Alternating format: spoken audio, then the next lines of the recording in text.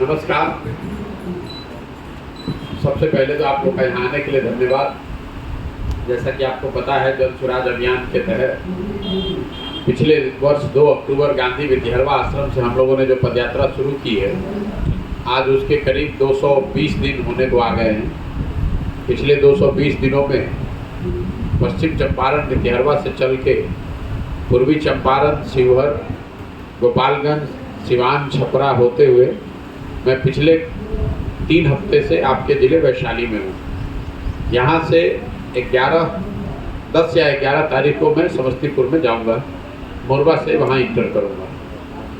अभी तक का जो अनुभव है, प्रखंड के स्तर पर जब हम लोग जाते हैं तो आप लोगों की मदद से प्रखंड के स्तर पर मिलते हैं, अपना अनुभव साझा करते हैं।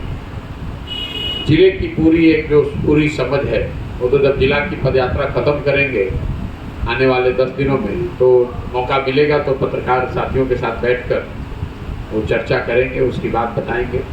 लेकिन अभी तक का जो अनुभव है उसका एक संक्षिप्त ब्यौरा आपको दे देते हैं। पहले 220 दिन का जो अनुभव है, जो कि वैशाली स्पेसिफिक नहीं है, फिर उसके बाद वैशाली में जो देखा अलग से वो आपको बता देंगे।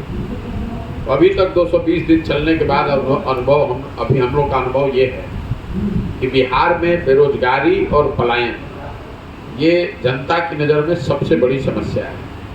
अब आप ये कह सकते हैं कि बेरोजगारी और पलायन के लिए ये बड़ी समस्या है, जानने के लिए आपको पदयात्रा करने की ज़रूरत नहीं है। ये तो बात आप पटना में बैठ के भी बता सकते हैं।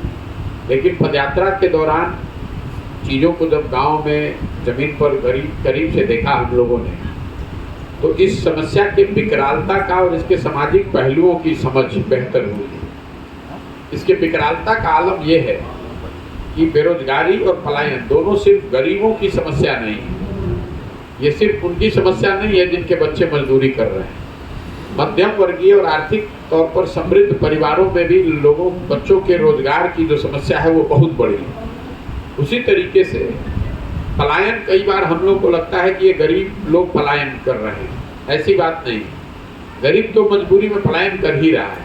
जो पढ़े लिखे समाज हैं, जो आर्थिक तौर पे, सामाजिक तौर पर मजबूत लोग हैं, उनके लिए भी पलायन बहुत बड़ा मुद्दा है। क्योंकि उनके भी बच्चों को पढ़ाई के लिए बिहार से बाहर ही जाना है, नौकरी बिहार से बाहर ही करना है।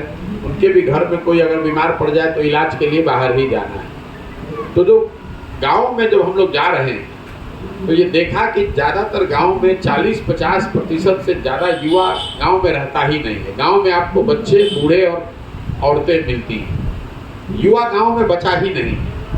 वो कभी छठ में, ईद में, दिवाली में, परिवार में शादी हुआ तो आया, बाकी टाइम वो गांव में है। गांव के गांव खाली हो गए हैं।